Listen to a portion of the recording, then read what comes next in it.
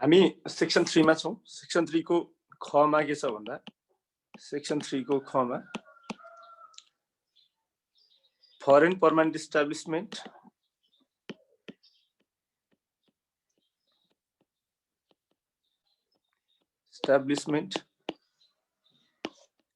repatriating income from Nepal is required to pay income tax during the income year. तपाईहरुलाई याद छ हामी person को डेफिनेसन मा हुँदा नेचुरल पर्सन र अर्को एन्टिटी थियो। एन्टिटी को डेफिनेसन भित्र लास्ट टर्म चाहिँ डट डट हुँदै गएर लास्ट टर्म चाहिँ permanent establishment of entities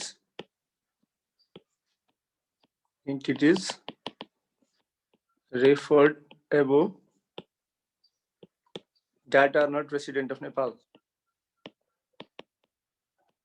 Resident of Nepal भन्ने थियो।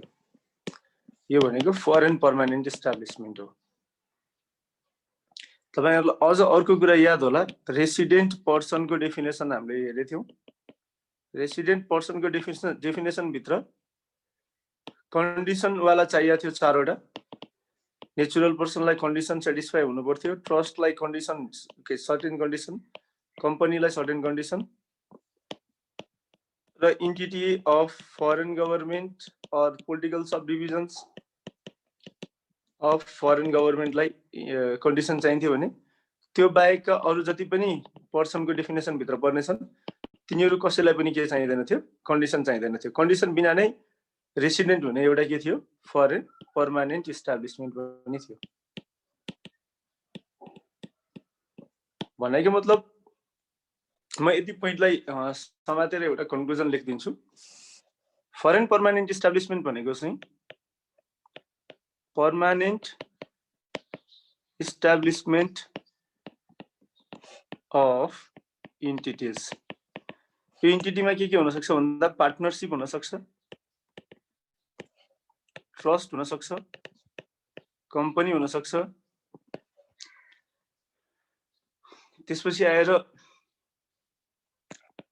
Entity of foreign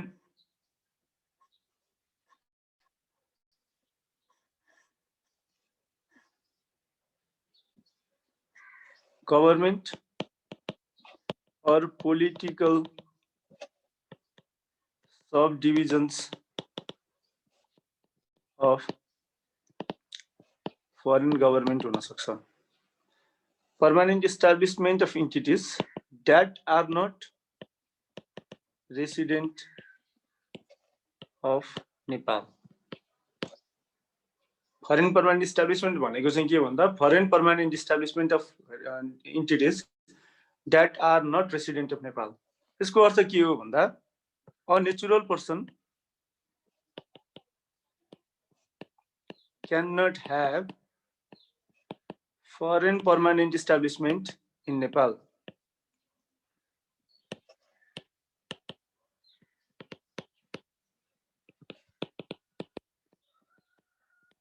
Likewise, a business of private firm of foreign country cannot have foreign permanent establishment in Nepal. अर्को conclusion यो हो, natural person को चाहिँ foreign permanent इस्टाब्लिशमेन्ट हुन सक्दैन।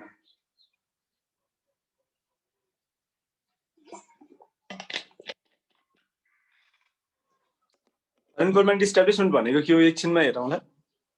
त्यो भन्दा अगाडि एउटा कुरा के आयो भन्दा foreign permanent establishment is always resident of Nepal.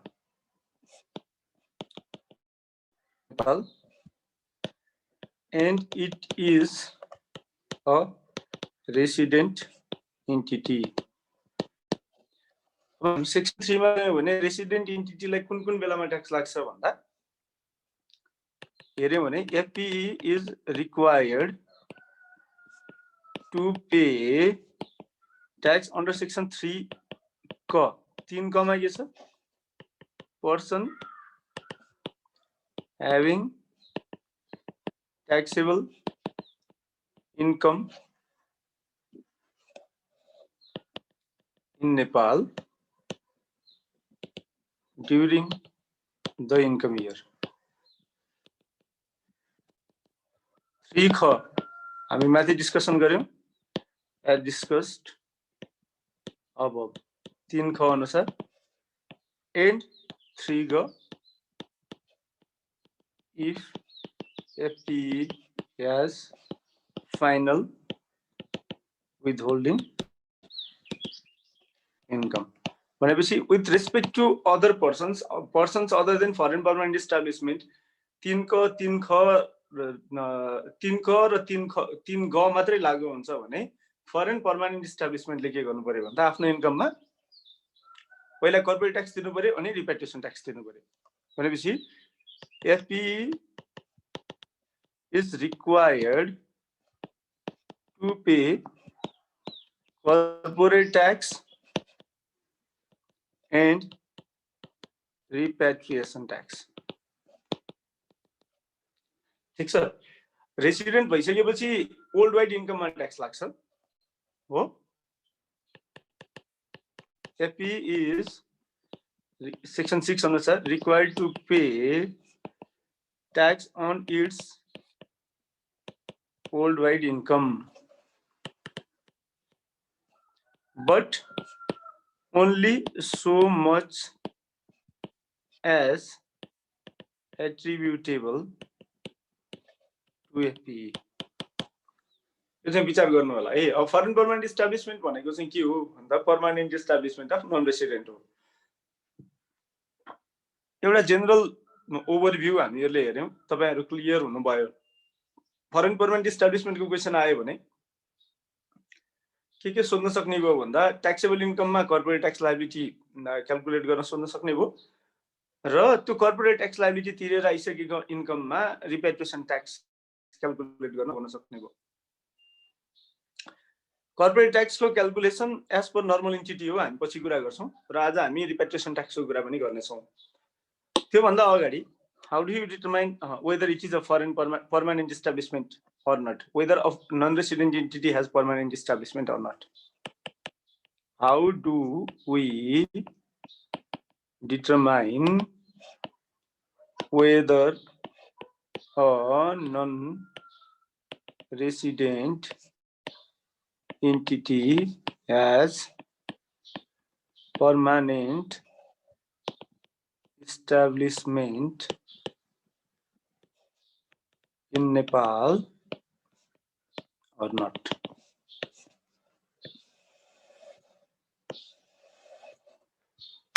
Do we determine whether a non-resident entity has permanent establishment in Nepal or not? भनेको मतलब permanent establishment भनेको चाहिँ के हो? Permanent establishment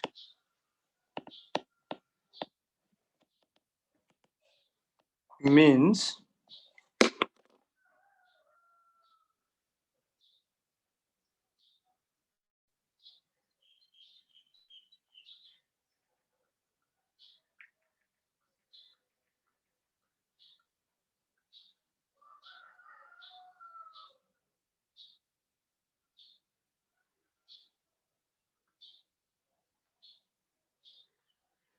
एकछिन है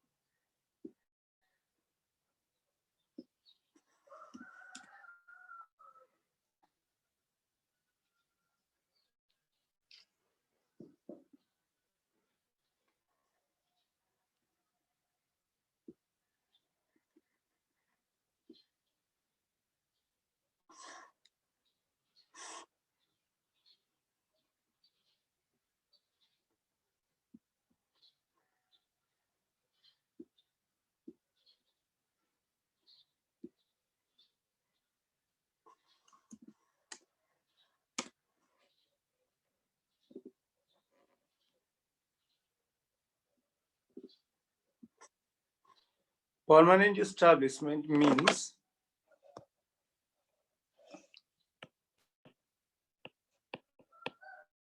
a place where a person carries on his or business, and the term includes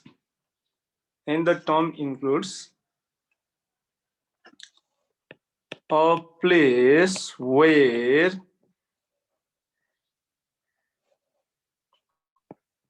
a person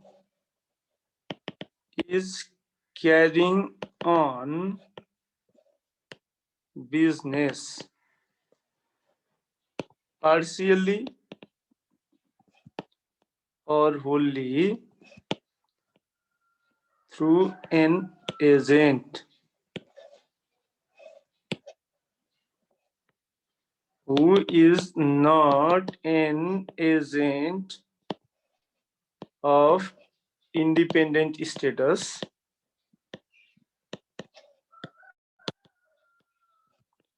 acting in the ordinary course of business as such. अर्थात् त्यसलाई हामी भन्छौँ agency permanent establishment.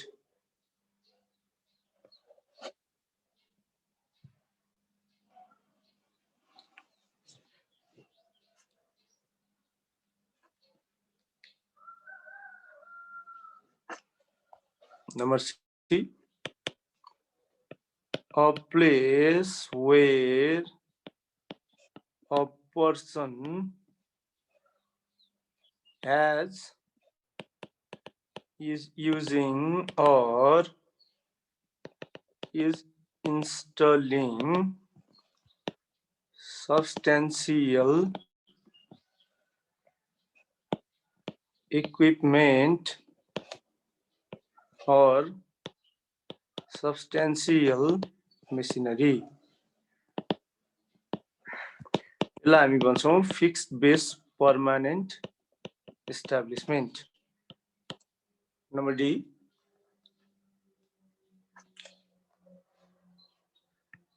one or more places of a country where a person provides technical, business, or consultancy services through employee or otherwise for more than 90 days in any 12 months period.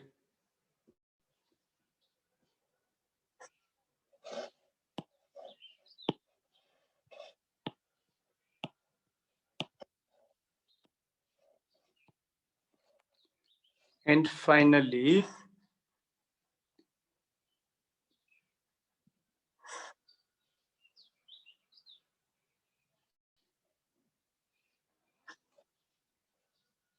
a place where a person is engaged in a construction, assembly, or installation project. यसलाई हामी service P भन्छौँ है, लेख्न बिर्सेछु मैले. Service permanent establishment भन्छौँ. Project or conducting supervisory activities in relation to such projects for 90 days or more.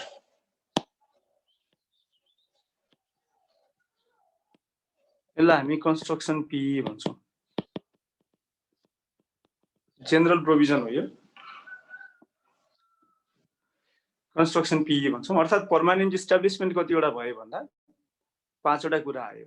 एउटा place of doing business by a person either partially or wholly, first. त्यसपछि agency permanent establishment. हामी जाउँ agency permanent इस्टाब्लिसमेन्टमा।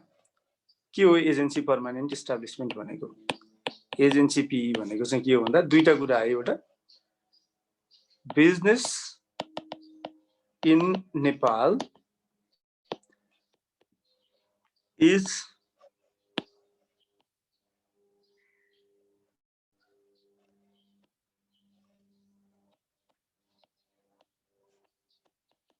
Agency permanent establishment दुईटा छ है यसमा। Business in Nepal is carried out by an independent agent of general status. Dependent agent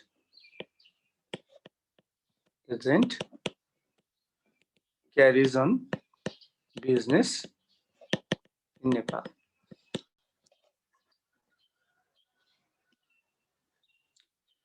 दुईटा कुरा है। एउटा इन्डिपेन्डेन्ट एजेन्टले बिजनेस क्यारी अन गर्छ भने, अर्को डिपेन्डेन्ट एजेन्टले बिजनेस क्यारी अन गर्छ भने। इन्डिपेन्डेन्ट एजेन्टले बिजनेस क्यारी अन गर्छ भने it is not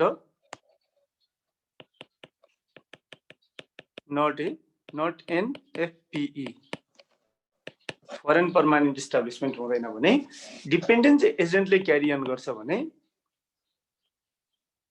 the place where the agent stays to conduct business is FPE.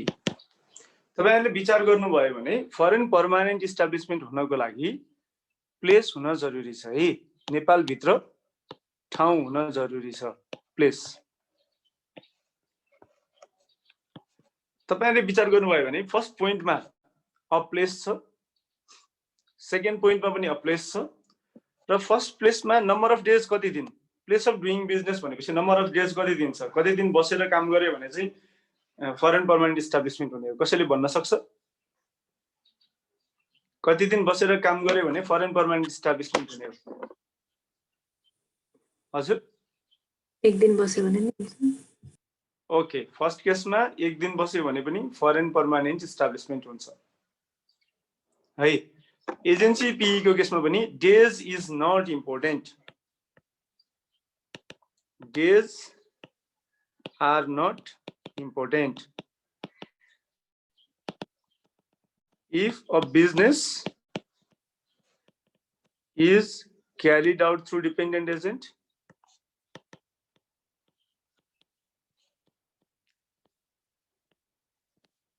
agents just for a day,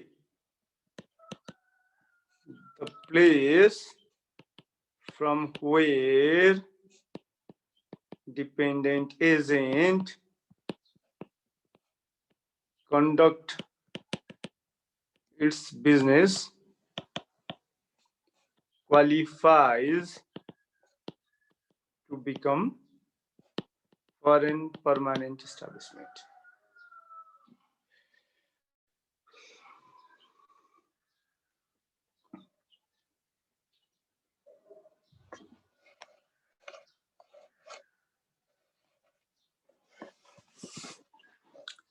अब एजेन्ट चाहिँ कुन बेलामा प्रिन्सिपलको PE हुन्छ भने as per Article 5 of Double Tax Avoidance Agreement, dependent agent is PE of the principal. Principal भनेको के हो? Non-resident entity. If the agent, number A, has and habitually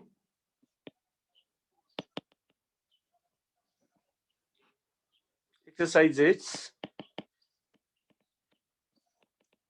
in that state. भनेको मतलब के हो? Nepal, in Nepal, an authority to conclude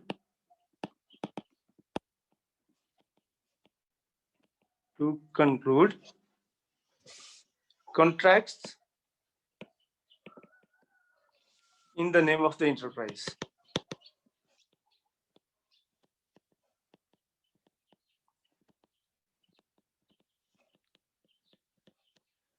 Non-resident entity. Unless the activities of such person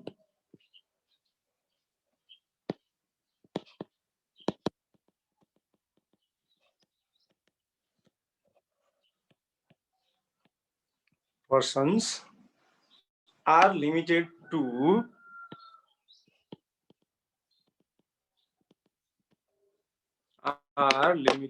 एकछिन है,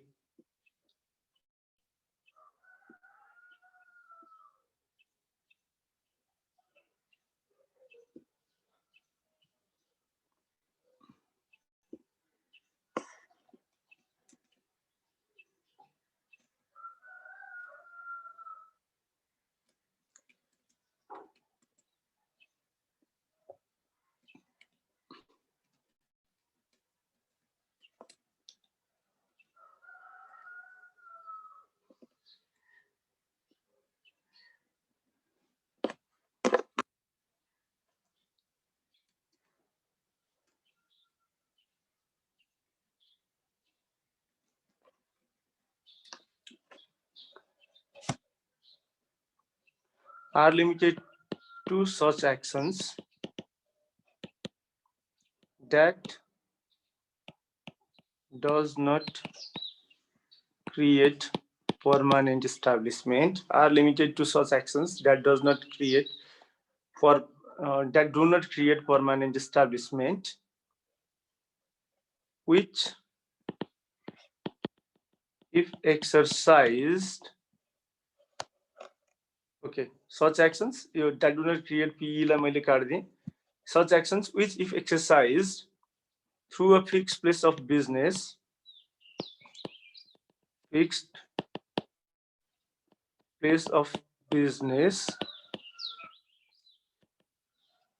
would not make this fixed place of business a permanent establishment under the article. भनेको मतलब double tax obedience एग्रीमेन्टमा के छ भन्दा यो action भयो भने के भन्छ अरे यो एक्सन भयो भने चाहिँ PE हुँदैन भन्ने प्रोभिजनहरु छ। यदि कुनै डिपेन्डेन्ट एजेन्टले PE हुँदैन भन्ने एक्सनहरु गरेको केसमा त्यस्ता एक्सन्सहरु गरेको केसमा PE हुँदैन, नभए त्यो बाहेकी सबै केसमा if the dependent agent has and habitually exercises in Nepal an authority to conclude in contract in the name of non-resident, त्यो बेलामा नेपालमा पर्मानेन्ट इस्टाब्लिशमेन्ट क्रिएट भयो। अब उसँग त्यो अथोरिटी छैन, has no authority, उसँग कन्ट्र्याक्ट साइन गर्ने अथोरिटी छैन, but habitually maintains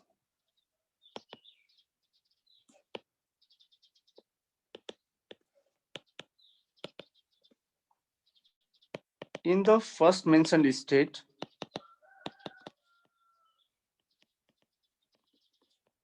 अर्थात् हामी भनौं यसलाई in that state, in the first maintain state भनेको मतलब नेपाल भनौं यसलाई। स्टक अफ गुड्स और मर्केन्डाइज, गुड्स और मर्केन्डाइज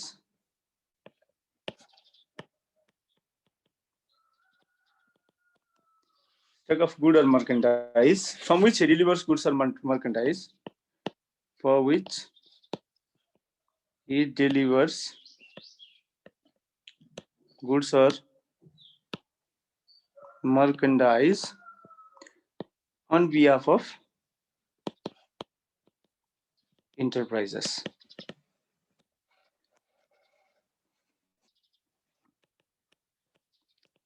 This clause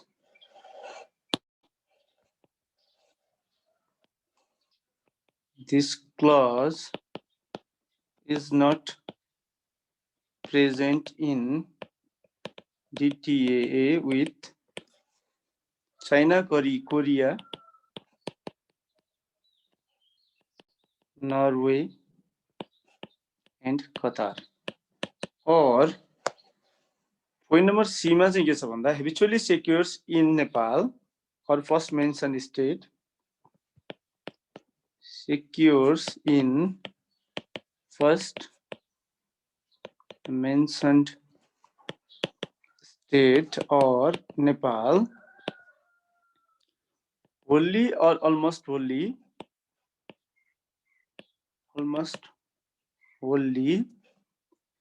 for the enterprise itself.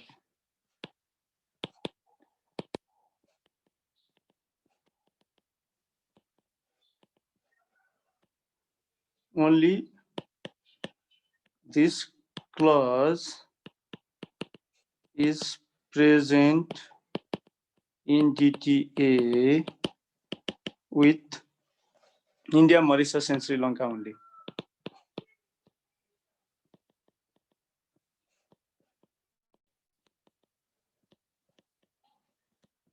अलिकति क्ल्यारिटी भयो डिपेन्डेन्ट एजेन्टको केसमा. डिपेन्डेन्ट एजेन्ट ले यदि habitually exercise in that state and authority to conclude the contract in the name of the enterprise, त्यो dependent agent नेपालको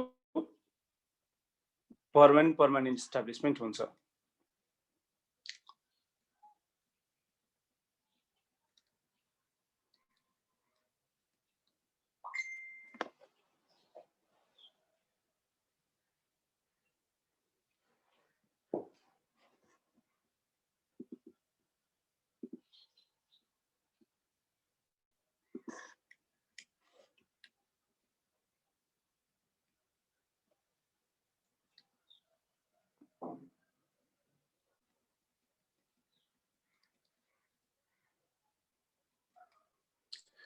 अब डिपेन्डेन्ट एजेन्टको एउटा इक्जाम्पल हेरौँ.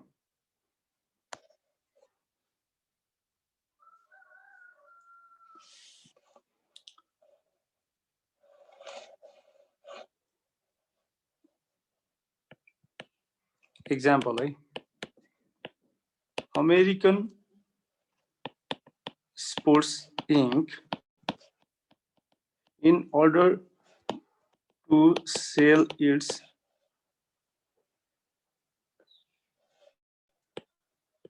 goods in Nepal appointed Emco Sports Prali Private Limited as its distributor.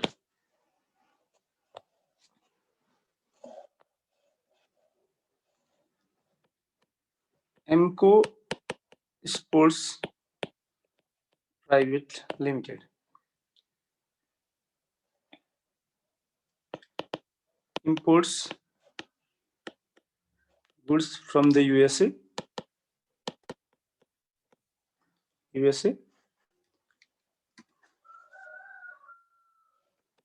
and sells such goods as per its own risk and rate assessment.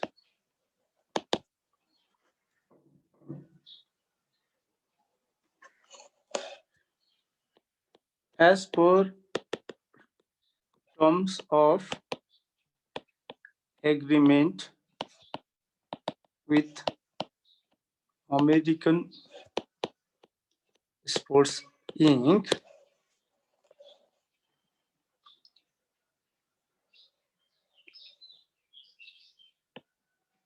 The American company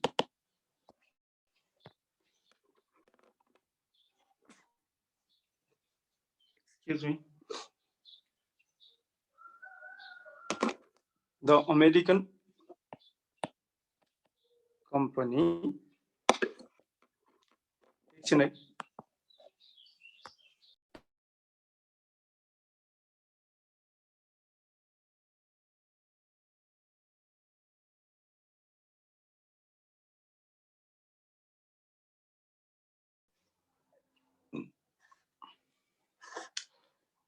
as per terms of agreement with American Sports Company, the American company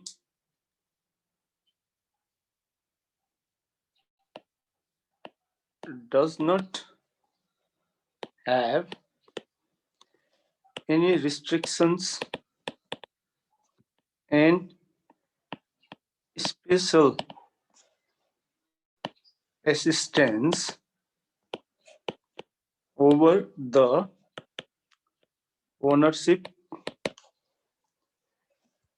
sales price, selling price, or potential customer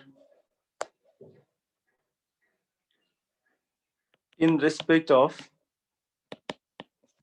imported goods.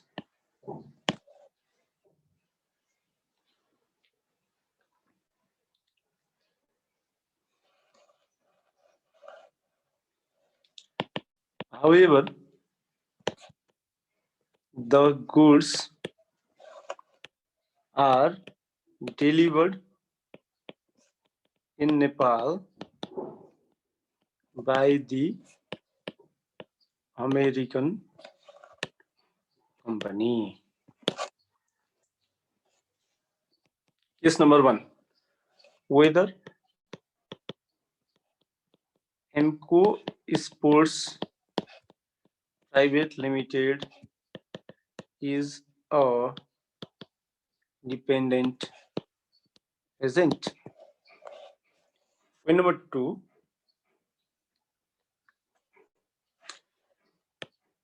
Would your answer be different? Different if the financial risks of transaction in Nepal were borne by the American company.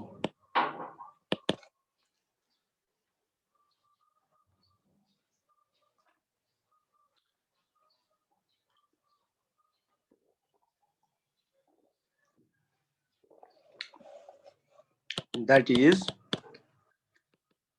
the American company prescribes, company determines selling price in Nepal,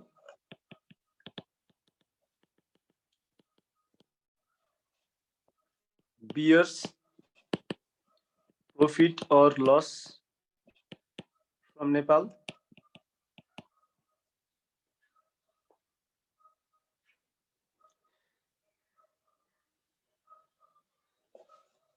etc. The question can answer one of the first point, the second point. Question भन्ने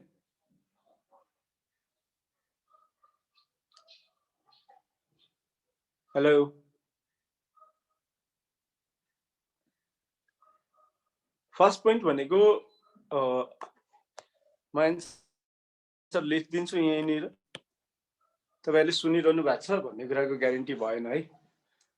first point भनेको in the first case Emco Sports Private Limited is general agent of independent status. किनकि financial risk कसले लिएको छ? एमको स्पोर्ट्सले नै लिएको छ भने in the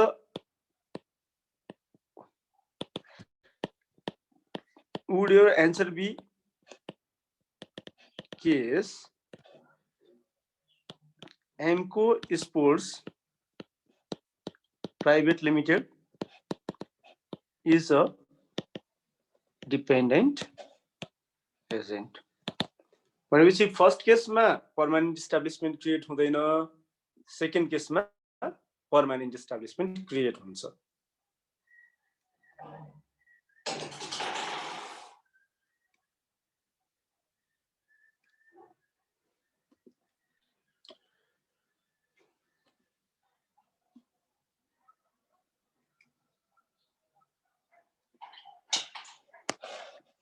ठीक छ?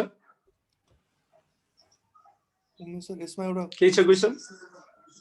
हजुर, जस्तै मानौ यो एमको स्पोर्ट्स ले जुन गुड्स इम्पोर्ट गरेछ अमेरिकन कम्पनीबाट, यसमा खाली प्राइसमा रिस्ट्रिक्सन राख्छ, जस्तै मानौ यति भन्दा बढी चाहिँ प्राइस हुनु हुँदैन भनेर जुन रिस्ट्रिक्सन राख्छ, त्यो रिस्ट्रिक्सन राख्दाखेरि चाहिँ एमको चाहिँ डिपेन्डेन्ट एजेन्ट हुन्छ कि हुँदैन? अरु केही रिस्ट्रिक्सन छैन, उसले चाहिँ यहीँबाट चाहिँ इम्पोर्टरले इम्पोर्ट हुँदैन। फाइनान्शियल रिस्क कसले बियर गर्छ? फाइनान्शियल रिस्क त यहीँको कम्पनीले बियर गर्छ। त्यसो भए त्यो त यो भन्दा बढी पाइँदैन भनेछ नि त, घटी त चल्न दिएछ नि हैन? घटी होइन, उसले चाहिँ रेन्ज दिएको छ, यहाँदेखि यहाँसम्म प्राइस रेन्ज दिएको छ, अनि उसले नै जस्तै मानौ न मार्केटिङका ऊहरू पनि उसले नै डिजाइन गरिदिन्छ अथवा अरू विभिन्न सपोर्टहरू पनि गरिदिन्छ, तर ती सबै चिजहरू चाहिँ फेरि अल्टिमेटली चाहिँ उसैले बियर गर्ने, यहीँको कम्पनीले बियर गर्ने हो भने त्यस्तो केसमा चाहिँ के हुन्छ? यो केसमा त केस टु केस बेसिसमा इन्डिभिजुअली नै हेर्नुपर्छ यार। त्यो किन भन्दा त्यो पी नबन्ने स्ट्रक्चरिङ गरे हो गर्नलाई चाहिँ हैन, अब पक्का बिग फोर इन्भल्भ छ उता, त्यही हो। त्यो पी कुनै पनि हालतमा बन्दैन, किन बन्दैन भन्दा त्यो स्ट्रक्चरिङ नै त्यसरी गराछ कि डबल ट्याक्स अभोइडेन्स एग्रिमेन्ट देखि लिएर पी का जति पनि इन्टरनेशनल गाइडलाइन्सहरू छन् सबै समातेर गराछ कि त्यो। ठीक छ है? ओके, एउटा इक्जाम्पल भयो हैन? त्यो भन्दा अगाडि म दुई चारवटा अहिले पीई गाइडलाइन्स इस्यु गरेछ आईआरडी ले, पी डाइरेक्टिभ्स, र त्यो डाइरेक्टिभ अनुसार नेपालमा पीई कसरी क्रिएट हुन्छ भन्ने बारेमा 5 वटा पोइन्ट छ। यो सोध्न सक्छ आइक्यानले, म त्यो पहिला लेखिदिन्छु है। How does IRD determines whether there is PE or not है? हाउ डज स्थायी संस्थापन निर्धारणका आधारहरू भनेछ। म अंग्रेजीमै लेखिदिन्छु, यो नेपालीमा लेखिदिएको है। यो निर्धारणका आधारहरू। अब आईआरडी ले कसरी कुन आधारमा चाहिँ स्थायी संस्थापन निर्धारण गर्छ भन्दा, number 1, PE is not created merely due to the fact that there is supply. कसैले गुड्स सप्लाई गरेकै आधारमा मात्रै पीई क्रिएट हुँदैन। Number 2,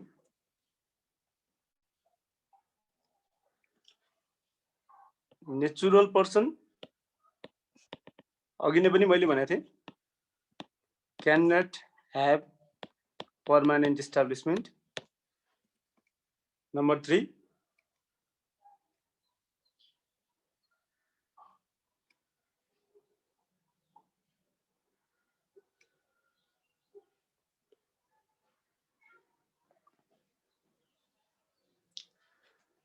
there must be establishment, there must be an establishment, संस्थापन नै हुनु पर्यो कि इस्टाब्लिशमेन्ट नै हुनु पर्यो। Establishment in Nepal of non resident entity भनेपछि प्लेस छैन भने, फिजिकल प्रेजेन्स छैन भने, प्लेस छैन भने पीई हुँदैन है।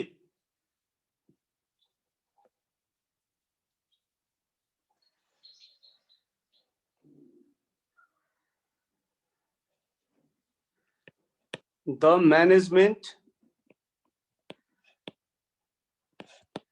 in Nepal of unregistered body of individuals in foreign country. Unregistered body of individuals in foreign country cannot be PE in Nepal.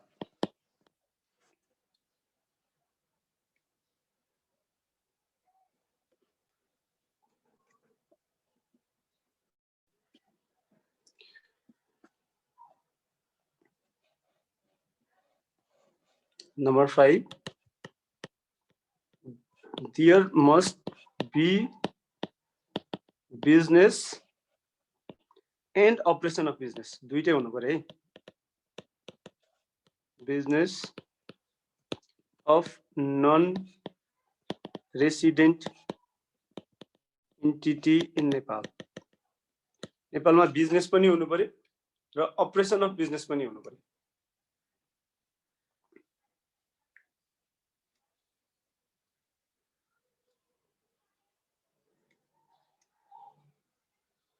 Business के हुन सक्छ भन्दा बिजनेसेस के हुन सक्छन् भने business एक्टिभिटीमा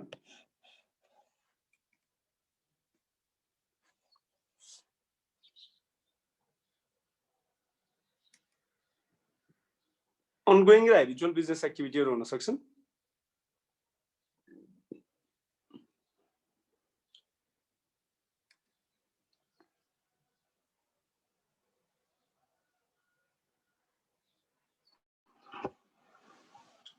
One time service,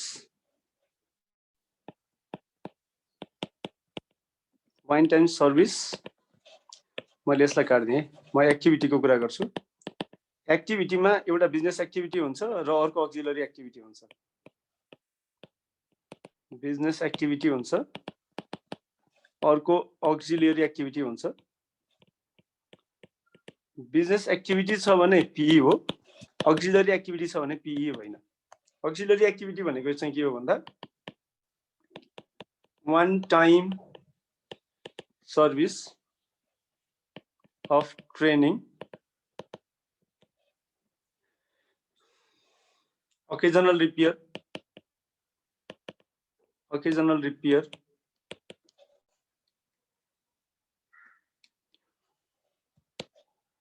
installation not being the major part of supply,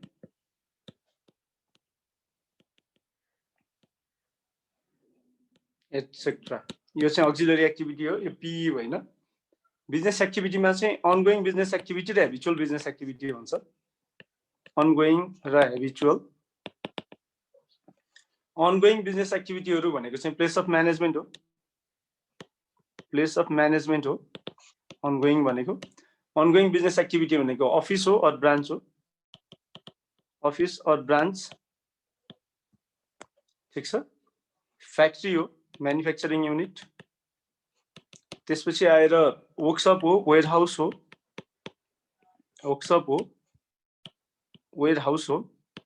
double tax avoidance एग्रीमेन्टले पनि यसलाई कभर गर्छ है.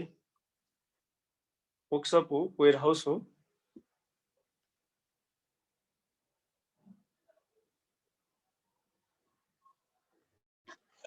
माइन, वेल और similar agro farm plantation. Mine हो, आयल वेल हो और यस्तै खालको अरु केही हो. अर्को चाहिँ एग्रो फार्म हो,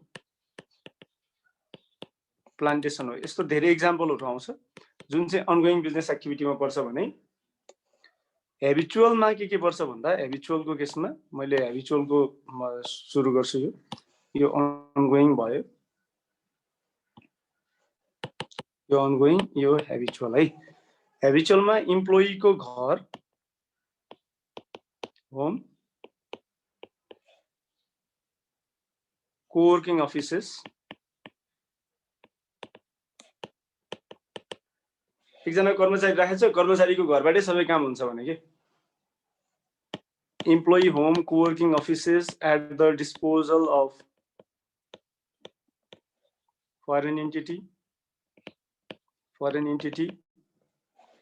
movable place as per the nature of business,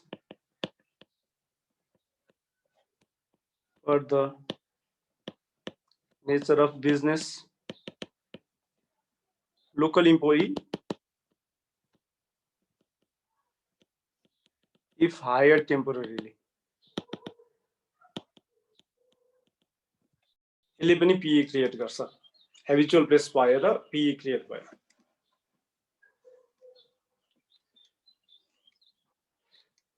ठीक छ। बिजनेस एक्टिभिटी भनेको के हो भन्दा if any purchase does not include conversion or sales,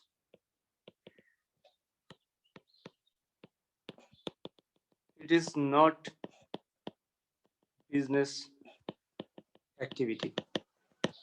नेपालमा कन्भर्जन और सेल छैन भने त्यो बिजनेस एक्टिभिटी हुँदैन।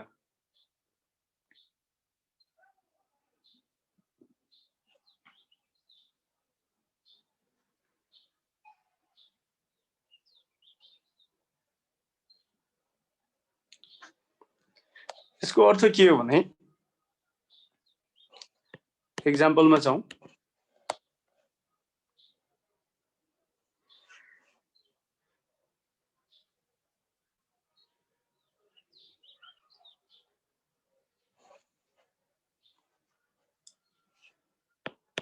United Kingdom Community Interest Company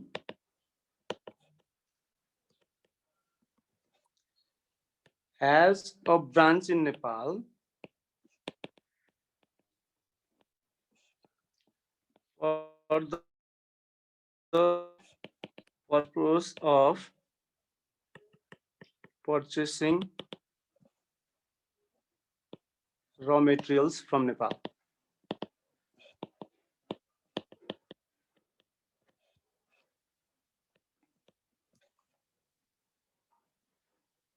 The factory is at United Kingdom. The factory is at United Kingdom.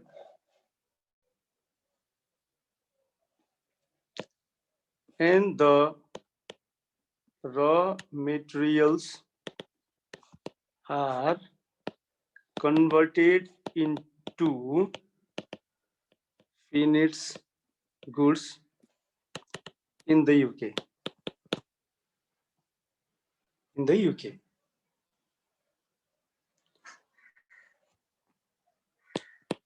Few raw materials purchased in Nepal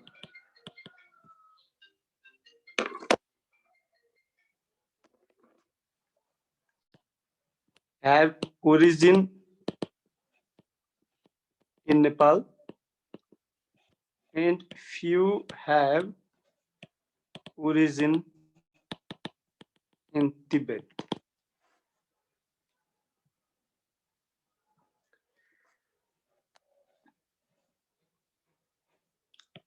The branch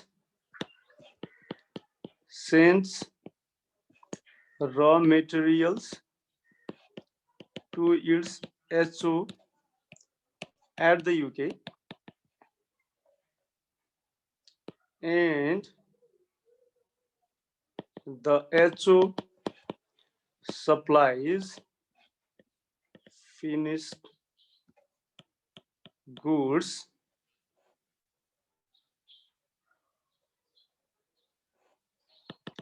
in the UK and other European market. Is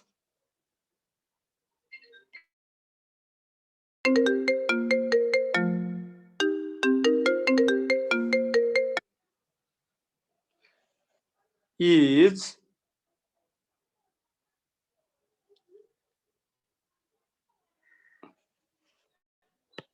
branch of UKCIC, मैले यो यसलाई UKCIC लेखेँ, UKCIC permanent establishment in Nepal, or does UKCIC has foreign permanent establishment in Nepal? Question चाहिँ हो र answer के हो भने since question एकदमै लामो छ, एन्सर एकदमै थोरै छ है. Since the purchase does not include conversion or sales in Nepal. यो मेमोराइज गर्नु होला. UKCIC does not have foreign permanent establishment in Nepal.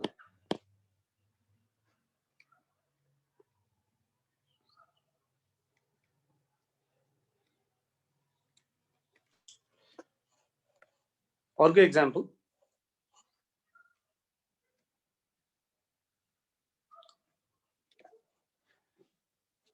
अब पर्चेस मात्रै भयो भने भएन भनेपछि कन्भर्जन भनेको चाहिँ के हो? What do you mean by conversion भनेको?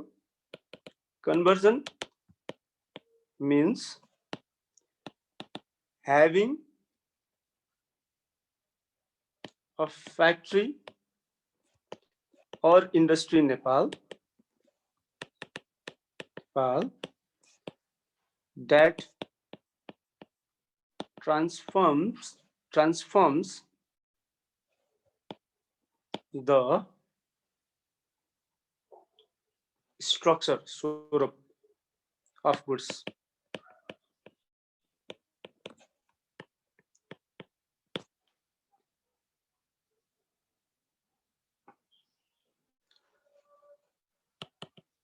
If there is manufacturing or conversion unit in Nepal,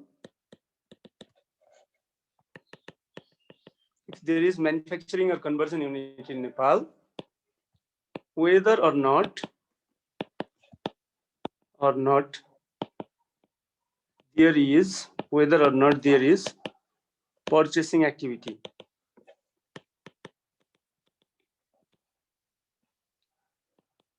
the non-resident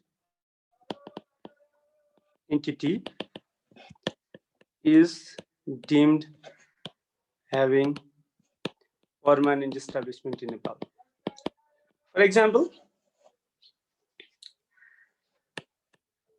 an US company has a factory in Nepal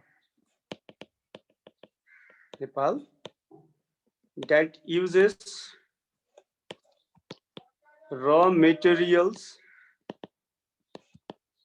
and auxiliary raw materials from Nepal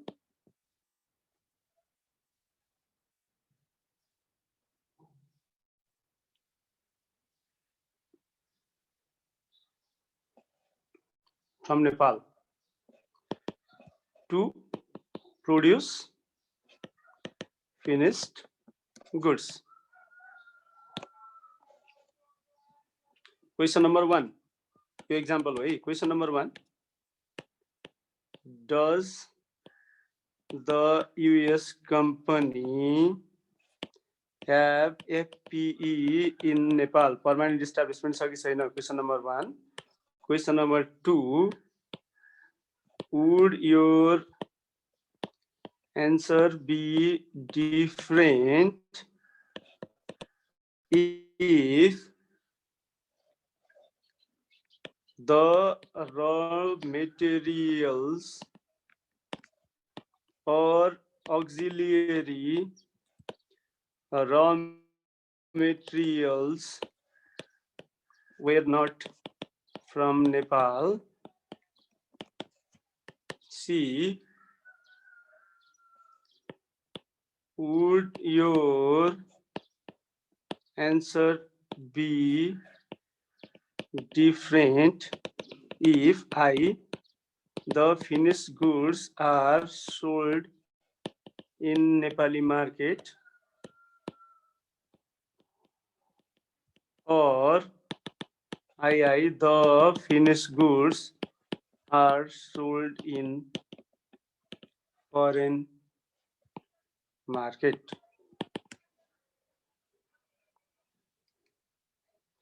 यो तपाईहरुलाई homework भयो है।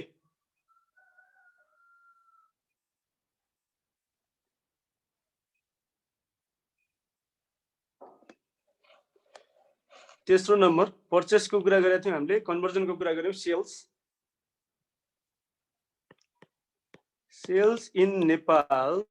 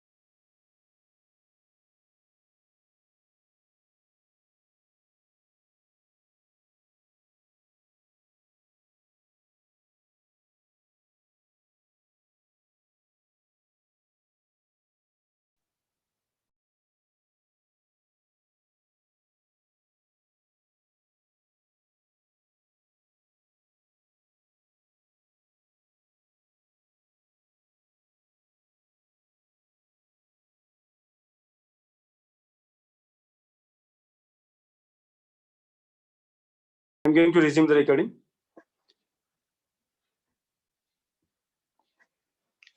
Number 8, sales of manufactured goods. यो भनेको sales from factory. Number B, trading of goods.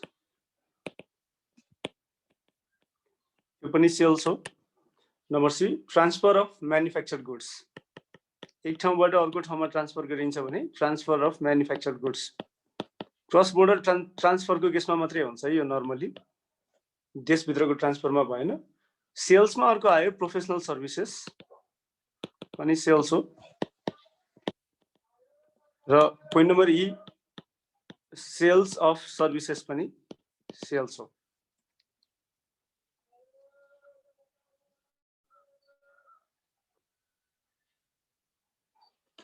Point number 4,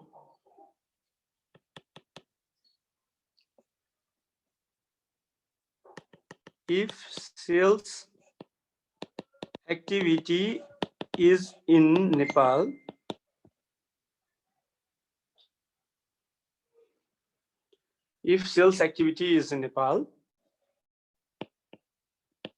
regardless of purchase or conversion,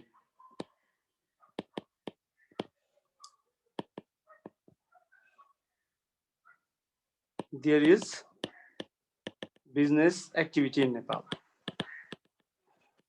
यसको अर्थ के हो भन्दा नेपालमा बिक्रीको कार्य यो सबैले बुझ्ने कुरा हो, त्यही भएर मैले यसलाई एक्जाम्पल दिइन।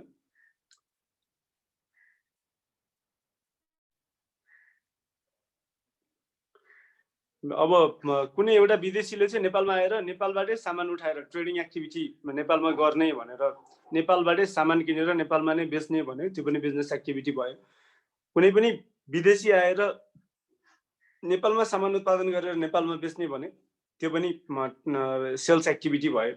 कुनै पनि विदेशी आएर विदेशमा उत्पादित सामान नेपालमा ल्याएर बेच्ने भने त्यो पनि सेल्स एक्टिभिटी भयो। र कुनै पनि विदेशी के भन्छ अरे विदेशी कम्पनी आएर नेपाल विदेशको उसकै आफ्नै कम्पनीको कारखानामा उत्पादित सामान नेपालमा आएर बेच्ने भने त्यो पनि सेल्स एक्टिभिटी भयो। एकदमै महत्त्वपूर्ण पोइन्ट छ।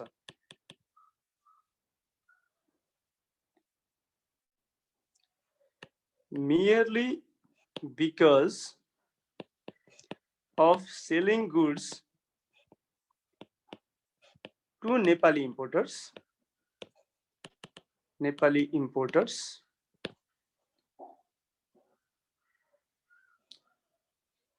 the business activity is not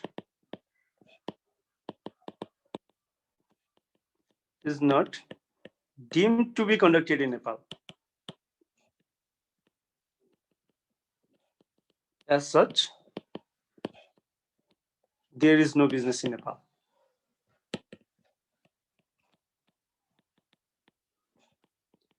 यो भनेको ट्याक्स अफिसरहरूलाई चाहिँ सजिलो बनाउने कुरा हो।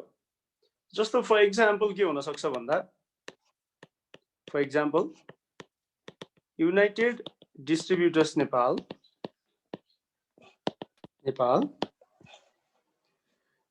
imports goods from Hindustan Lever Limited India. Agency create हुन भएन है India.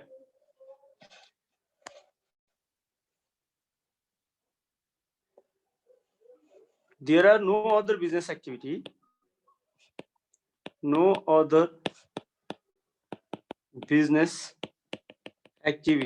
of Hindustan Lever Limited India HLLI in Nepal.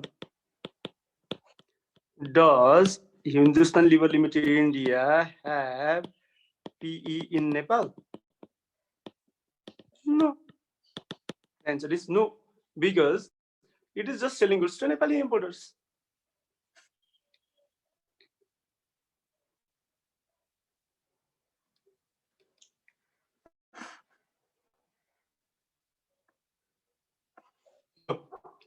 अहिलेसम्म हामीहरूले कतिवटा कुरा गर्यौं भने म यसलाई समराइज गर्दै जान्छु। पर्चेस मात्रै भयो भने पीए हुँदैन। साइडमा यहाँ समराइज गर्छु है। Point number 1, mere purchase is not permanent establishment. Point number 2, conversion is permanent establishment. Point number 3,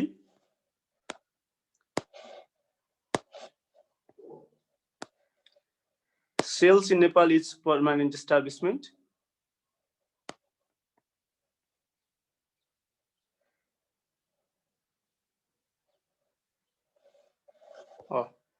Point number 3, sales in Nepal PE. Point number 4 पनि लगभग यस्तै छ र point number 5 मा के भन्यो, export into Nepal is not PE. Point number 6 पनि यस्तै पोइन्ट छ है। यो मैले समराइज मात्रै गरेको। 6औं नम्बर पोइन्टले के भन्छ भन्दा, कभर ट्याक्स अभोइडेन्स एग्रिमेन्टमा चाहिँ पहिले थियो, डीटीए भन्दा बाहिर गएर लाग्छ कि लाग्दैन भन्ने चाहिँ समस्या थियो। सर त्यो बक्समा लेखेको एकछिन देखाइदिनु न। अहिले पछि देखाइदिउँला हुन्न यसलाई।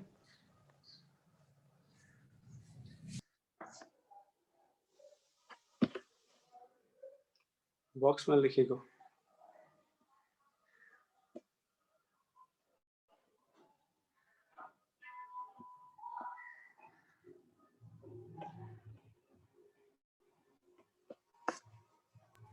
भयो सर।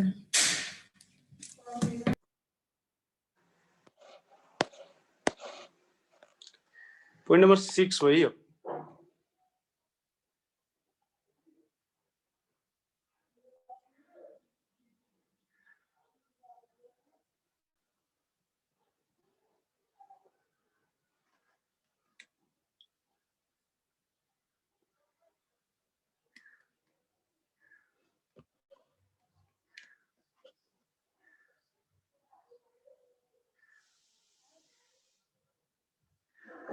पोइन्ट नम्बर 6 मा के भन्छ भन्दा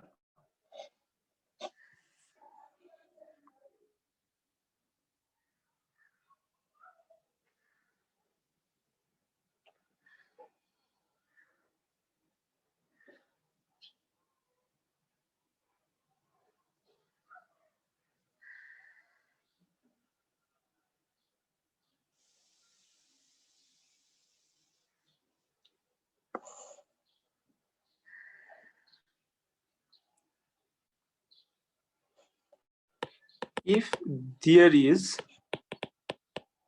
sales of goods Nepal from godown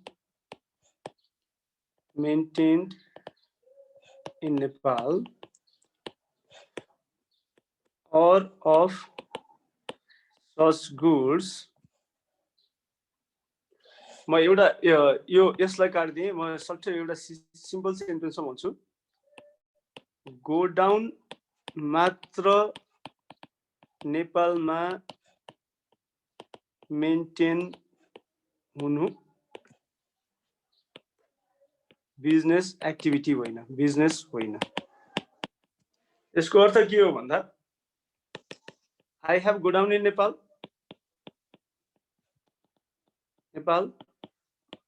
and I supply goods in Nepal. Case number 1. Case 1. Godown मात्रै हुँदा चाहिँ म के गर्छु गोडाउन मात्रै नेपालमा सामान राख्नलाई गोडाउन मात्रै छ भने पर्मानेन्ट इस्टाब्लिशमेन्ट होइन तर मैले के गरेछु छु भन्दा मसँग चाहिँ गोडाउन छ र मैले सामान सप्लाई गर्छु भने it creates P business activity भयो है case 2 I keep goods in someone else's godown in Nepal and my goods are supplied to Nepali importers from that location. In that case, I have permanent establishment in Nepal. भनेपछि नेपालमा सप्लाईको काम हुन्छ भने सकियो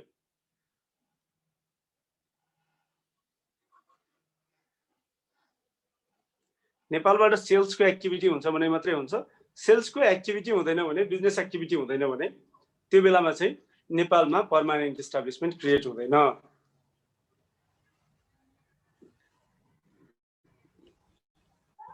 sir हजुर यो कस्तो बेलामा चाहिँ गोडाउन मात्र जस्तै मैले भन्नु खोजेको चाहिँ कुन सिचुएसनमा चाहिँ गोडाउन मात्रै हुन्छ किनकि नर्मली हामीले बुझिरहेको चाहिँ यहाँ सामान लिएर आएर राख्नको लागि त उसले इम्पोर्ट गर्नु पर्यो इम्पोर्ट गर्नको लागि त भनौँ न त्यो जुन इम्पोर्टिङ गर्दाखेरि जुन जुन क्राइटेरियाहरू अथवा जुन जुन प्रोसिजरहरू फलो गर्नुपर्ने हो उसले त्यो त सबै फलो गर्नुपर्छ सो यहाँ कसैले न कसैले त इम्पोर्ट त गर्नै पर्छ नि यहाँनिर एज अ गोडाउन चाहिँ अथवा उसको गोडाउनमा गुड्स राख्नको लागि त भनेपछि अब त्यस्तो केसमा चाहिँ पी नहुने अनि त्यसपछि उसले यहाँ ल्याएर गोडाउनबाट सामान सप्लाई गर्दा चाहिँ फेरि अगेन पी हुने ओके यस्तो अब अरु ललाई हेरेन यसले खासमा हैन अरु ललाई हेर्दैन सट्ट बिजनेस भइहाल्यो सकिहाल्छ कतै उसले के भन्यो भन्दा गोडाउन मात्रै नेपालमा मेन्टेन भयो भने बिजनेस हुँदैन भनेर भने हो खासमा त्यो नर्मल्ली के हुन्छ भन्दा जस्तो नेपालमा एक्जिबिसन भयो वा कुनै सामानको डिस्प्लेको लागि लिएर आयो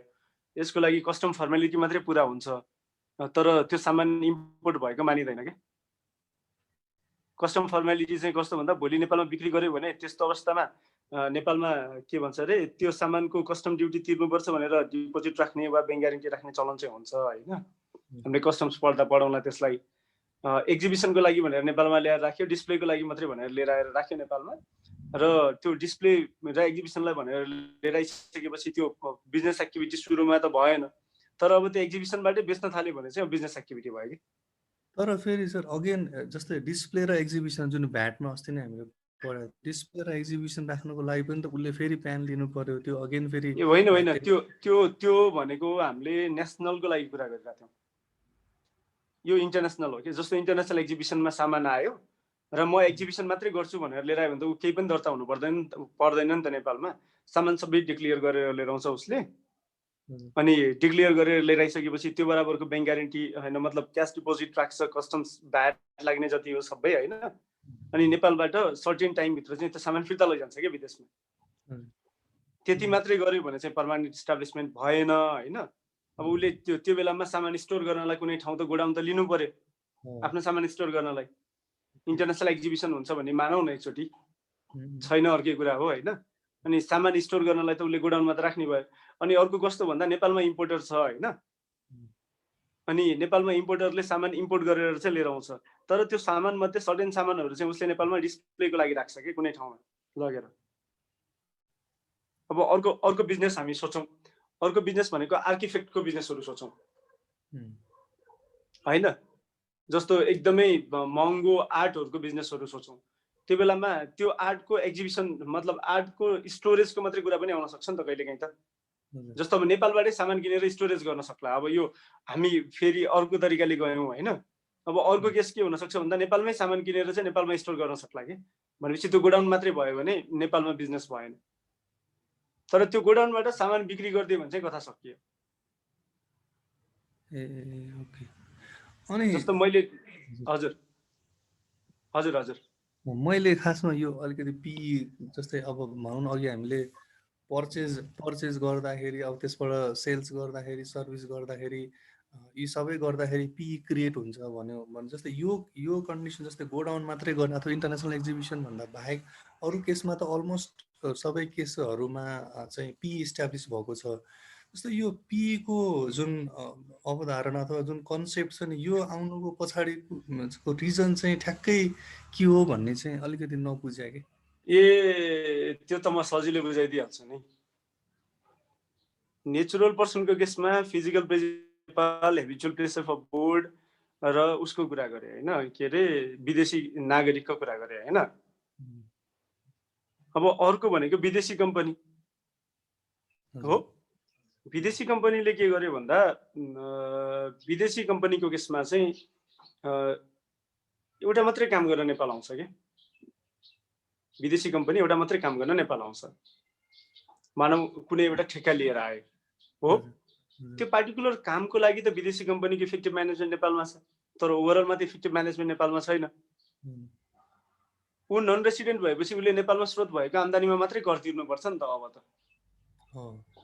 भनेपछि त्यो विदेशी कम्पनीलाई नेपालमा कर कसरी लगाउने त? तिरेन भने उसलाई कसरी रेस्पोन्सिबल बनाउने त भोलिको दिनमा ट्याक्सको लागि? एउटा होइन, कसरी रेस्पोन्सिबल बनाउने त भन्दाखेरि चाहिँ एउटा केस त्यो भयो। र अर्को केस भनेको चाहिँ विदेशी कम्पनीको अब फेरि विदेशभरिको इफेक्टिभ म्यानेजमेन्ट नेपालमा छ भनेर चाहिँ नेपालले अपव्याख्या गरिदेला कानुनको र संसारभरिको आम्दानीमा कर लगाइदेला। किनकि ग्लोबल इन्कममा ट्याक्स लगाइदिने, वर्ल्ड वाइड इन्कममा ट्याक्स लगाइदिने हुन्छ नि त। त्यो हिसाबले चाहिँ के गर्यो भन्दा पर्मानेन्ट इस्टाब्लिसमेन्टको कन्सेप्ट लिएर आयो कि। पर्मानेन्ट इस्टाब्लिसमेन्ट भनेको चाहिँ पार्टिकुलर बिजनेसलाई नै नेपालमा, त्यो पार्टिकुलर एउटा बिजनेसलाई नै नेपालको रेसिडेन्ट माने हो कि, अरू केहीलाई पनि होइन। उसको बिजनेस एक्टिभिटीलाई मात्रै नेपालमा रेसिडेन्ट मानेको। त्यो बिजनेस एक्टिभिटीसँग रिलेटेड संसारभरिका जति पनि आम्दानी छन्, नेपालभित्र भएको बिजनेस एक्टिभिटीसँग रिलेटेड संसारभरिका जति पनि आम्दानी छन् सबै त्यो इन्कममा इन्क्लुड हुन्छ होइन।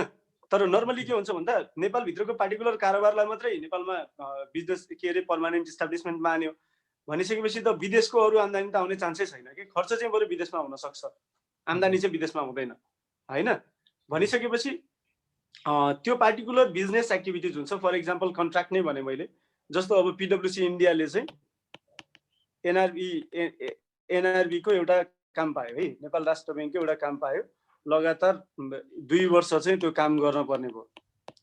भनेपछि हामी सर्भिस पीको बारेमा कुरा गर्छौँ। 90 सर्भिस पीको माथि नै कुरा भइसक्यो। 90 days, more than 90 days in any 12 months period भनेको छ है यो केसमा चाहिँ।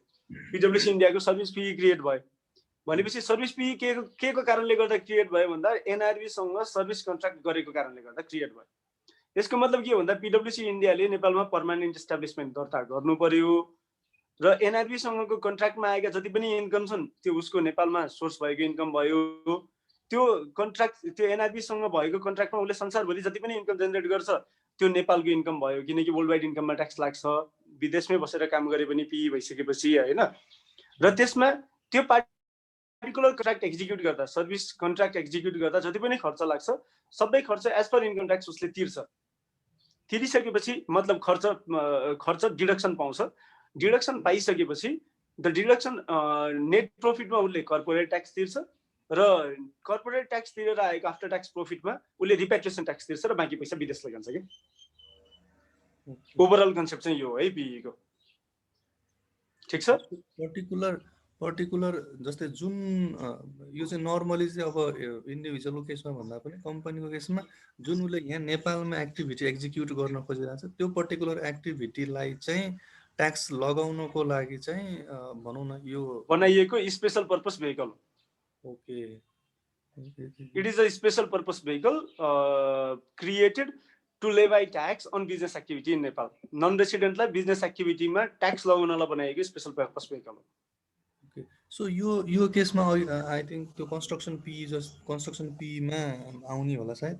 जस्तै नेपालमा त प्रायः जसो कन्ट्र्याक्टहरू चाहिँ अब जोइन्ट भेन्चरमा भनौँ न मोस्टली चाइनिजहरूसँग इन्डियनहरूसँग जुन जोइन्ट भेन्चरमा गरे हुन्छ सो उनीहरूलाई जुन दिने, जस्तै नर्मली उनीहरूले यहाँ काम नगरे पनि उनीहरूले चाहिँ जोइन्ट भेन्चर इस्टाब्लिस गरेर उनीहरूले जुन पैसा लैजान्छन् त्यो पैसामा पनि अगेन यहाँ उनीहरूले कर्पोरेट ट्याक्स तिरेर अगेन रिप्याट्रिएसन पनि फेरि उनीहरूलाई पनि लगाउनु पर्यो। दुईटा ट्याक्स लाग्यो। पहिला कर्पोरेट ट्याक्स तिर्नु पर्यो नेपालको सोर्स इन्कममा, र आफ्टर ट्याक्स प्रॉफिटमा रिपेट्रिएसन ट्याक्स लगाउनु पर्यो। उसले जति विदेशमा पठाउने हो त्यो पैसामा रिपेट्रिएसन ट्याक्स लगाउनु पर्यो। त्यो पनि उनीहरूको पी नै भयो हैन। त्यो कन्स्ट्रक्सन उसमा पनि कन्ट्र्याक्टमा पनि त्यो मजाले पी भयो। पी हुनको लागि कन्डिसनहरू के हुन् भन्दा अहिले हामी बिजनेस एक्टिभिटी केओमा गइरहेछौँ हैन। अब हामी कन्स्ट्रक्सन पी हुनलाई के चाहिन्छ भन्ने कुरामा जान्छौँ कि कन्स्ट्रक्सन पी हुनलाई चाहिँ के चाहिन्छ, व्हाट आर द प्रिरिक्विजिट भन्ने कुरामा जान्छौँ कि। ठीक छ। ल हामी अघि एजेन्सीको केसमा कुरा गरिरहेका थियौँ हैन। एजेन्सी पी को बारेमा कुरा गरिरहेका थियौँ।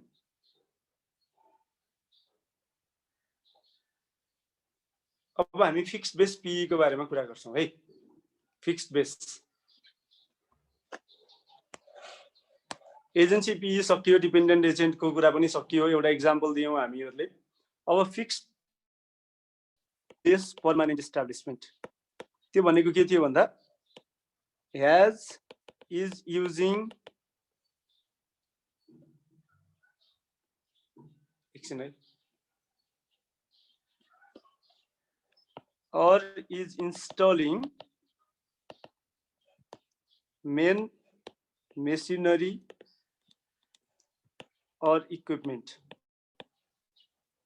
यही थियो कुनै एउटा non resident entity has is using or installing main machinery or main equipment छ भने त्यस्तो अवस्थामा fixed base permanent establishment create हुन्छ भनेर हामीहरूले कुरा गर्यौं।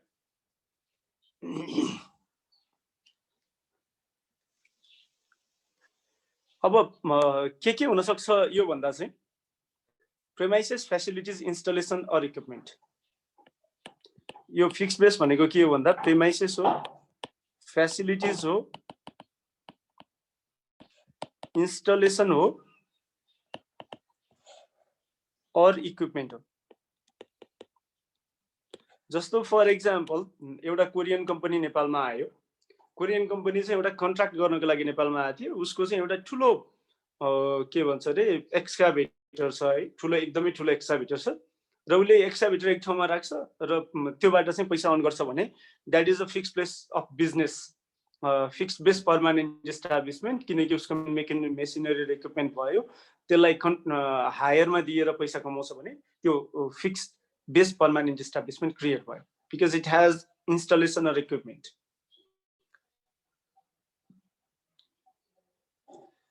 Can be fixed base, can be owned, rented, or otherwise in the disposal of enterprise. Fix base भनेको प्रेमाइस हो, फेसिलिटिज हो, इन्स्टलेसन और इक्विपमेन्ट हो. It can be owned, rented or otherwise in the disposal of enterprise.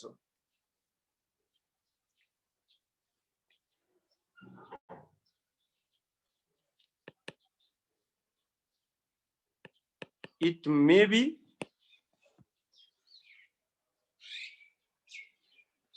of exclusive use to or use to the enterprise or not. Enterprise ले exclusively use गर्न पनि सक्छ, नगर्न पनि सक्छ, त्यसको कुनै मतलब छैन. र there may be human presence or not. कर्मचारी भए पनि भो, नभए पनि भो. Not as automated machine.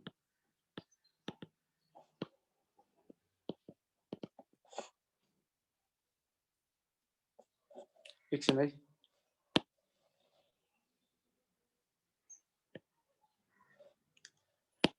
There might be human presence or as automated machine. जेको आधारमा भए पनि त्यो फिक्स्ड प्लेस भयो.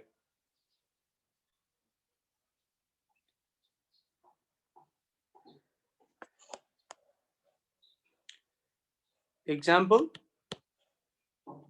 office होला, factory होला, workshop होला, warehouse होला, plantation होला, or agriculture farm. Fixed base भनेको चाहिँ एक्जाम्पलमा यो पर्यो. हामी पोइन्ट नम्बर 2 मा पोइन्ट नम्बर 3 मा छौं है.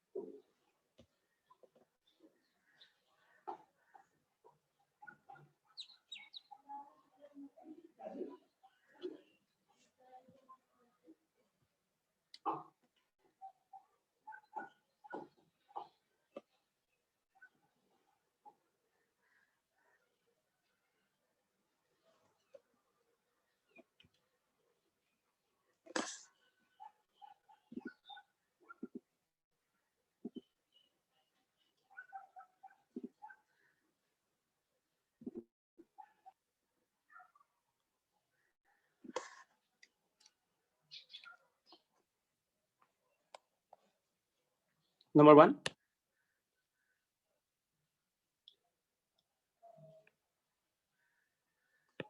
business activity through employee is permanent establishment.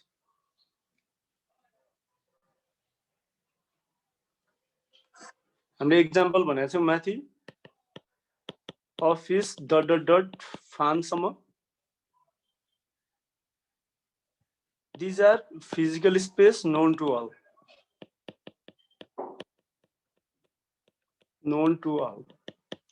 अर्को के हुन सक्छ भन्दा कर्मचारीको आफ्नै घर हुन सक्छ, ओन होम, ट्रिटेड, अघि नै पनि हामीले कुरा गरेका थियौं है, similar to an office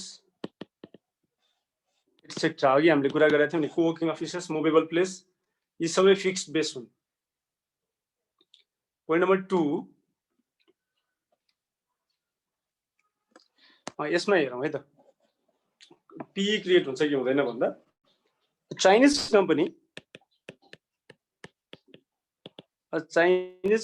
company won a contract to construct road in Nepal and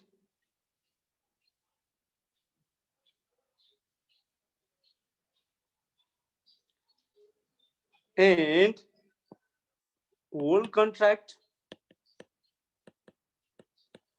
was subcontracted to a Nepali contractor.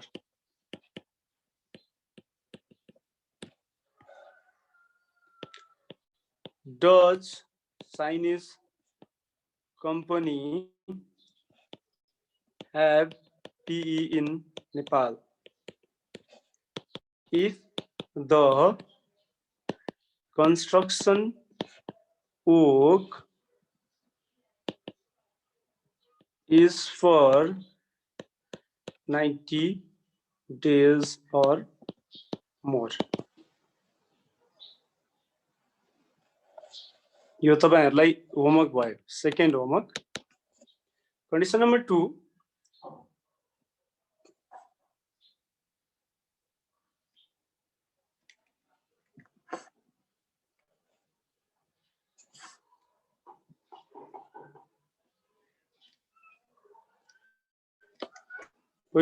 condition number 2 criterion number 2 there might be cases when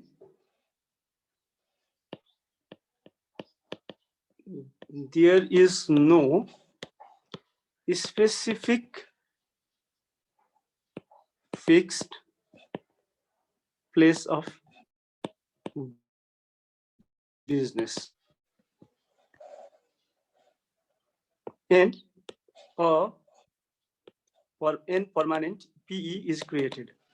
How PE is created? Example,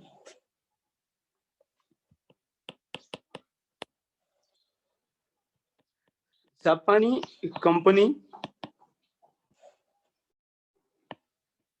operates transportation service in Nepal.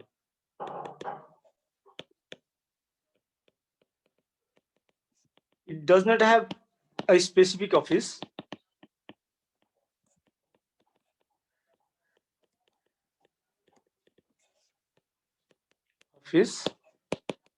Its truck move. Its trucks move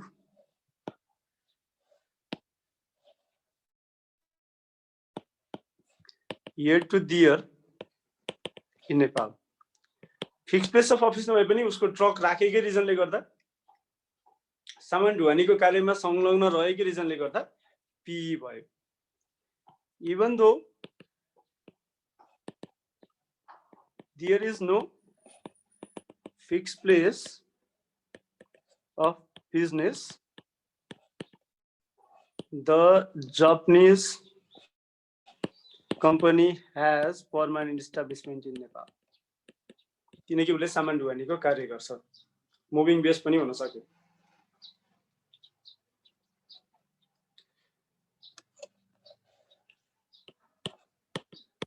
Letting out of one's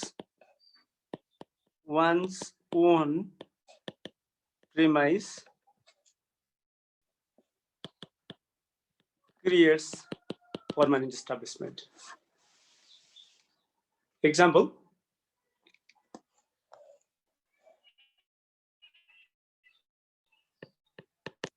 के भन्दा there is an international exhibition. नेपालमा international exhibition छ. A Swiss company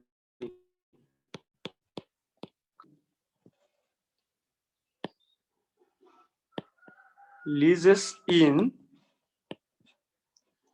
a premise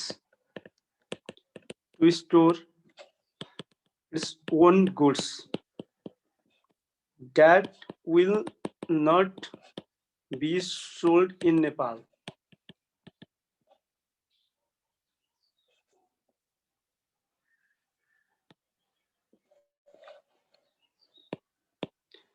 The premise is spacious and it leases out part of its premise to German company.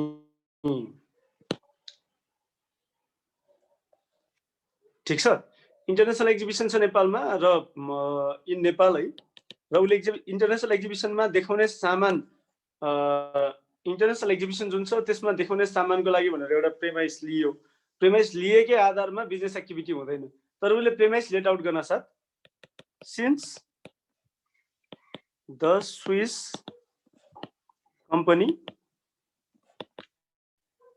leases out the premise,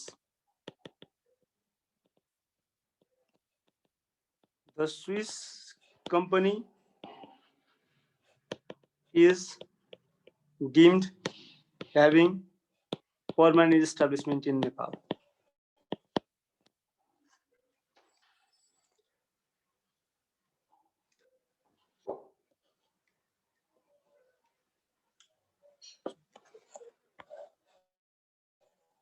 For storage of raw materials or finished goods, mere storage है, is not permanent establishment. यो अघि नै पनि भनिसकेको हामीहरूले, माथि पर्चेसको केसमा पनि आइसकेको छ, त्यही भएर यसमा मैले धेरै कुरा गरिन, तपाईहरुले बुझ्नुहुन्छ यसलाई।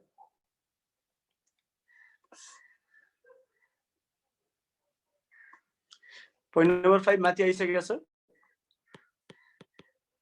purchase office in Nepal to purchase goods for itself does not create PE. यो हामीले अघि नै पनि कुरा गरिसक्यौं।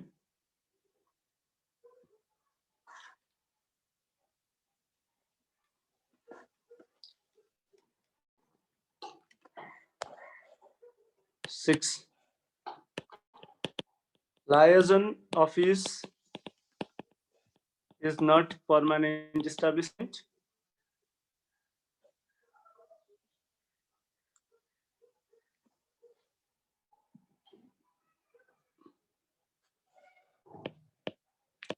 Preparatory work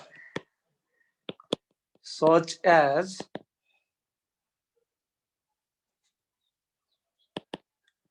promotional or ADVT of own products is not permanent establishment. आफ्नै प्रोडक्टको प्रमोशनल एक्टिभिटी वा एडभर्टाइजमेन्ट गर्छ भने त पर्मानेन्ट इस्टाब्लिशमेन्ट होइन, लाइजन अफिस पनि पर्मानेन्ट इस्टाब्लिशमेन्ट होइन, तर अर्काको मार्केटिङ गर्दिन्छ भने चाहिँ पर्मानेन्ट इस्टाब्लिशमेन्ट हो।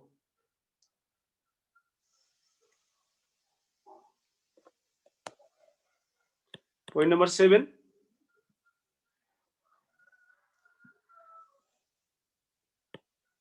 collection of information for own purpose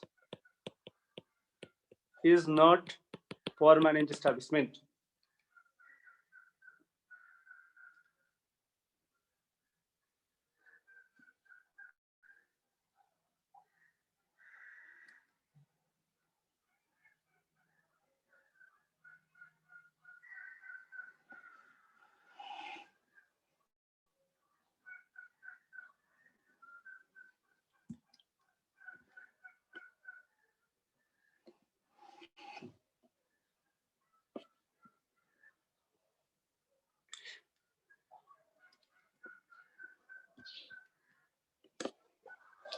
ठीक छ, यो भयो फिक्स प्लेस अफ बिजनेस को कुरा।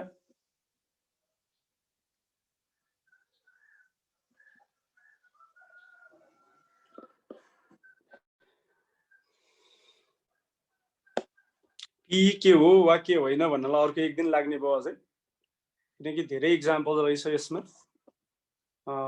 भोलि पनि हामी डिस्कसन गर्छौं यो बारेमा। तपाईहरुसँग केही क्वेशन छ भने सोध्नु है।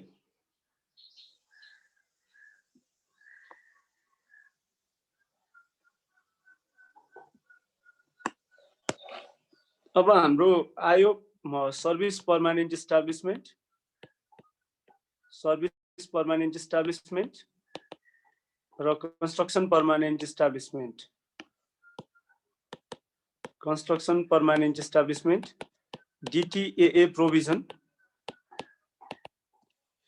त्यसपछि service construction PE DTAA provision, अनि त्यसपछि आएर आर्टिकल 8 छ DTAA को पनि, आर्टिकल 5 र त्यो बाहेक section 68 section 68 service permanent establishment भन्दा अगाडि तपाईहरुले सुनिरहनु भएको छ है? छ सर। एउटा ओके, एउटा कुरामा जाउँ। जस्तो कि पर्मानेन्ट इस्टाब्लिसमेन्ट क्रिएट हुने कुरामा अब यो बाँकी सर्भिस र कन्स्ट्रक्सन PE को बारेमा हामी भोलि डिस्कसन गर्छौँ, DTA प्रोभिजन डिटेलमा पनि भोलि डिस्कसन गर्छौँ। अब इन्कम ट्याक्सको प्रोभिजनको बारेमा कुरा गरौँ है। इन्कम ट्याक्सको प्रोभिजनको कुरा गर्दाखेरि एउटा ब्रान्च हुन्छ कि, फर इक्जाम्पल पर्मानेन्ट इस्टाब्लिसमेन्टको केसमा FPE को केसमा है दुईटा आयो। एउटा हुन्छ operation of air transport,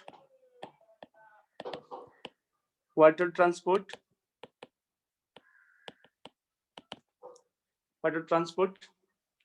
land transport and charter service.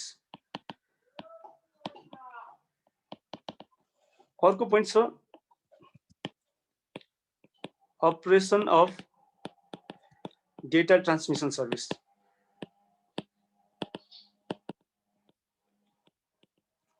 र तेस्रो पोइन्ट हो other than the two services in the लेफ्टमा भएको दुईटा। यो दुईटाको केसमा सेक्सन 70 इज एप्लिकेबल।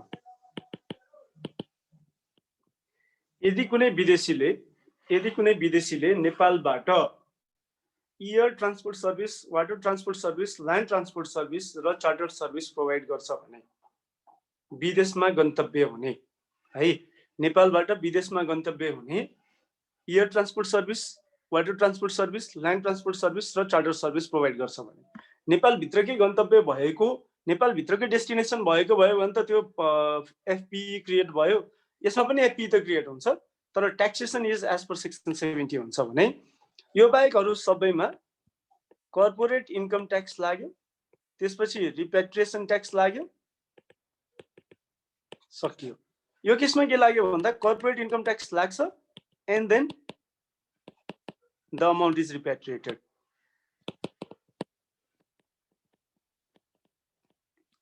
यो केसमा चाहिँ corporate income tax and repatriation tax and then the amount is repatriated.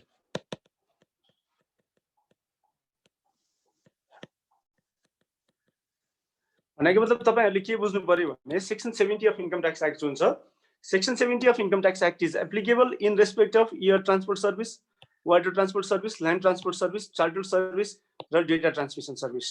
यो पाँचवटा सर्भिसमा मात्रै लाग्छ। यदि नन रेसिडेन्टले नेपालबाट air transport service, water transport service, land transport service र चार्टर सर्भिस गर्छ भने वा डेटा ट्रान्समिसन सर्भिस गर्छ भने जसको हेड अफिस नेपालभन्दा बाहिर छ, त्यस्तो अवस्थामा दफा 70 लाग्छ। अरू कुनै सर्भिसहरू, अरू कुनै बिजनेस नेपालमा गर्छ नन रेसिडेन्टले भने त्यस्तो अवस्थामा इन्कम ट्याक्स एक्टका अरू प्रोभिजन लाग्ने भयो, जसको आधारमा कर्पोरेट इन्कम ट्याक्स तिर्ने भयो र रिपेट्रिएसन ट्याक्स तिर्ने भयो, अनि अमाउन्ट चाहिँ नेपालभन्दा विदेशमा रिपेट्रिएट गर्ने भयो। हिजो हामीहरूले कुरा गरेका थियौँ, एक्वेन्टेन्स मात्रै भयो है। हिजो हामीहरूले के कुरा गरेका थियौँ भन्दा नेपालमा operation of air, water, land transport service and charter सर्भिसको केसमा, air, water, land transport service and charter सर्भिसको केसमा त्यो अपरेसन गरेको केसमा नेपाल ट्रान्सशिपमेन्ट बाहेक अन्य कारणले गर्दा नेपालबाट प्रस्थान हुने यात्रु र नेपालबाट प्रस्थान हुने मेल, livestock or other tangible assets को अमाउन्ट, इन्कमको अमाउन्ट, टिकटको अमाउन्ट भनौँ अझ, त्यो नेपालमा सोर्स भएको इन्कम हुन्छ भनेर हिजो हामीहरूले कुरा गऱ्यौँ। त्यो बाहेक डेटा ट्रान्समिसन सर्भिसको केसमा डेटाको ओरिजिनेसन जहाँसुकै होस्, if those data are transmitted or if those information are transmitted from via the equipments installed in Nepal, त्यो बेलामा स्रोत नेपालमा हुन्छ भनेर भन्यो। भनेपछि यो दुईवटा पोइन्ट एकदमै जरुरी छ। Taxable income in respect of water transport service, air transport service, land transport service, and charter service for those person who does not have head office in Nepal. भने अरु त्यही व्यक्तिले फर एक्जाम्पल कतारसँग त double tax avoidance agreement छ, हाम्रो बंगलादेशसँग पनि छ, मलेसियासँग छैन। फर एक्जाम्पल मलेसियन एयरलाइन्सले के गर्छ भन्दा नेपालबाट इन्टरनेसनल फ्लाइट गर्छ एउटा हो। सँगसँगै उसले के गर्यो भन्दा एउटा इन्टरनेसनल फ्लाइट गर्यो, अर्को काम के गर्दो रहेछ भन्दा ग्राउन्ड ह्यान्डलिङ सर्भिस पनि गर्दो रहेछ के नेपालमा। फर एक्जाम्पल है, यो हंगामा हुन्छ एनएससी ले नै गर्छ, तर मलेसियन एयरलाइन्सले गर्दो रहेछ ग्राउन्ड ह्यान्डलिङ सर्भिसेस पनि। भनेपछि सेक्सन 70 कुन अवस्थामा, if Malaysian Airlines conducts from Nepal and ground handling service in Tribhuvan International Airport,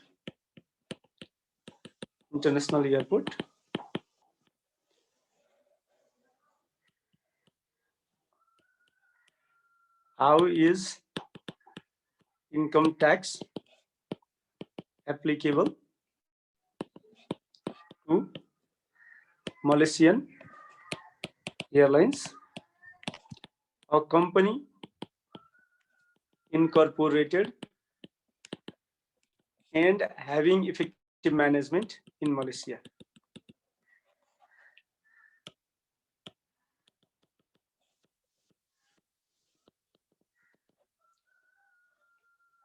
ल यो पनि क्वेशन भयो तपाईहरुलाई भोलिलाई होमवर्क। तीनटा क्वेशन छ है, यो पनि क्वेशन भयो भोलिलाई होमवर्क। र भोलि हामी यो क्वेशनबाट भोलि लास्टमा जब हामी पर्मानेन्ट इस्टाब्लिशमेन्ट सकाउँछौं, त्यसपछि हामी सेक्सन 70 र पर्मानेन्ट इस्टाब्लिशमेन्टको ओभरअल ट्याक्सेसनको इस्यु सकाउँछौं सँगसँगै। This is the question for you. If Malaysian Airlines conducts international flight from Nepal and ground handling services in Tribhuvan International Airport, how is income tax applicable to Malaysian Airlines, a company incorporated and having effective management in Malaysia? पहिलेलाई यति नै गरौँ आजलाई। तपाईहरुसँग permanent इस्टाब्लिशमेन्टसँग सम्बन्धित कुनै question छ भने सोध्न सक्नुहुन्छ। भोलि हामी पर्मानेन्ट इस्टाब्लिशमेन्ट नसकिन्जेलसम्म क्लास कन्टिन्यू गर्छौं है। के छ भएन भने पछि गरौँला, टेन्सन छैन। आजलाई यति नै गरौँ, धन्यवाद। हजुर, यो टपिक भन्दा बाहिरको एउटा क्वेशन थियो, त्यही भएर सोध्नु न। जस्तै